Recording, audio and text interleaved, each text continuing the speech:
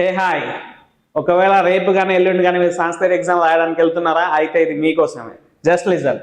Grammatical part ఏదైతే ఉందో అందులో we need to do it right.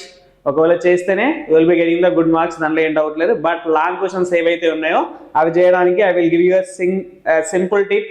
Just listen. మనం ఏదైతే లాంగ్ క్వశ్చన్ రాస్తున్నామో లాంగ్ క్వశ్చన్ రాసేటప్పుడు అట్లీస్ట్ ఆ క్వశ్చన్ అనేది అట్లీస్ట్ 2 pages అటెంప్ట్ చేయండి. If it is possible go further. మనకు టైం చాలా తక్కువ ఉంటుంది, రాయాల్సింది కూడా ఎక్కువ ఉంటుంది కాబట్టి it is up to you. At least 2 pages అయితే ఖచ్చితంగా అటెంప్ట్ చేయండి. అట్ ద సేమ్ టైం ఇక్కడ గుర్తుపెట్టుకోవాల్సిన ఒక థింగ్ ఏంటంటే, ఫుల్ మార్క్స్ రావాలి నీకు అనుకుంటే ఖచ్చితంగా చేయాల్సిన థింగ్ ఏంటంటే, మనం సంస్కృత లాంగ్వేజ్లో ఖచ్చితంగా కొన్ని స్టేట్మెంట్స్ కానీ లేకపోతే శ్లోకాస్ కానీ ఖచ్చితంగా మధ్యలో ఇంక్లూడ్ చేయాలి. అట్లీస్ట్ 4 to 5 ఇంక్లూడ్ చేయండి. You will be getting the definitely full marks ఖచ్చితంగా. ఇంకొక చిన్న టిప్ ఇక్కడ చెప్పాల్సిన థింగ్ ఏంటంటే, ఒకవేళ నీకు ఆ లాంగ్వేజ్లో రాయడానికి అవకాశం లేదు అనుకోండి, ఒకవేళ రావు అనుకోండి, అప్పుడు మనం చేయాల్సిన థింగ్ ఏంటంటే, మనకు క్వశ్చన్ పేపర్లో సమ్ స్టేట్మెంట్స్ కానీ క్వశ్చన్స్ ఫామ్లో కానీ లేకపోతే అనోటేషన్స్ కానీ ఉంటాయి. Try to find which one is from which lesson.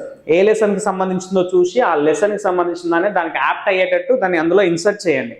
If it is not possible for you, at least దాన్ని ఎక్కడో ఒక దగ్గరనే ఇన్సర్ట్ చేయండి. ఒకవేళ దానికి అర్థమవుతుందంటే అది ఎక్కడ ఉందో అక్కడనే ఆ స్టోరీలో ఇన్సర్ట్ చేస్తే మంచిది. ఒకవేళ మీకు పాసిబిలిటీ లేకున్నప్పటికీ, అంత అర్థం కాకపోయినప్పటికీ, at least you need to keep those things inside the question so that you will be getting the full marks.